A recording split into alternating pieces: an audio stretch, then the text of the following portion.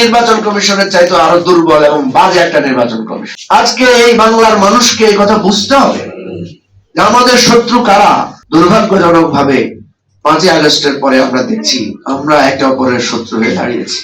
আমরা একে অপরের শত্রু, আমরা একে অপরকে ফতোয়া দিচ্ছি, আমরা একে অপরকে চাঁদাবাজ, রাজাকার, নব্য, ফ্যাসিবাদ নানা অভিধায় অভিযুক্ত করছি। নিঃসন্দেহে আমাদের ত্রুটি আছে, নিঃসন্দেহে আমাদের দোষ আছে, নিঃসন্দেহে আমরা কেউই আমাদের রাজনৈতিক অঙ্গীকারে আমরা সঠিক পথ পরিচালিত হতে পারছি না, এটা সত্য।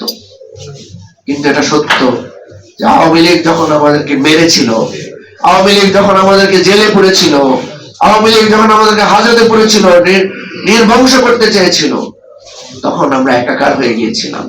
তখন কে জিয়ার সৈনিক, কে বামপন্থী মার্ক্সবাদী, কে রাষ্ট্র সংস্কার, কে এবি পার্টি, সেই ভেদাভেদ আমাদের মধ্যে ছিল না। গতকালও কয়েকটা জায়গায় বলেছি, আজকেও আবার বলছি যে জুলাই আগস্টে আমাদের মধ্যে কোনো দল ছিল না। ঢাকা না দিল্লি, ঢাকা ঢাকা স্লোগান তোলা হয়েছে। ওই সেখানে তো কোনো খালেদা জিয়া, সেখানে তো কোনো গোলাম আজম, সেখানে তো কোনো মার্ক্সবাদ লেনিনবাদের স্লোগান দেওয়া হয় নাই। আজকে কেন দেওয়া হচ্ছে? আজকে আপনারা ভাবছেন শত্রু কেল্লাফাত হয়ে গেছে, আমরা সবাই রাজা, এখন আমাদের রাজার রাজত্বে।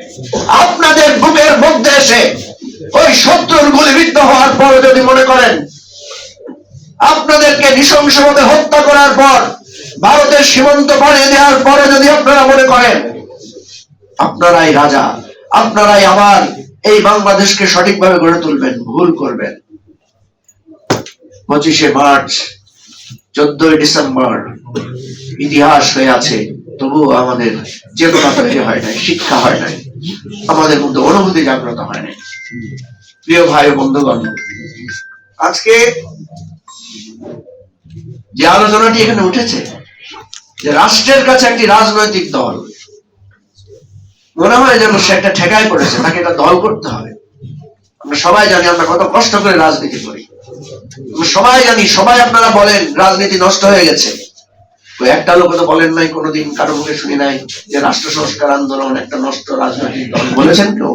এই নষ্ট রাজনীতির স্রোতে যখন একটা শক্তিশালী, একটা প্রতিশ্রুতিবদ্ধ রাজনৈতিক দল যখন এসে দাঁড়ায়, তাকে কেন ভিক্ষা করতে হয়, তাকে কেন কোর্টে কোর্টে দৌড়াতে হয়?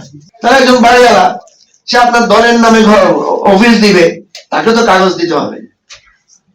তাইলে যে দলগুলো অনিবন্ধিত অবস্থায় আমরা ঘর ভাড়া নিয়েছি, তাকে নানা ছলাকলা কৌশলের আশ্রয় নিতে হয়েছে।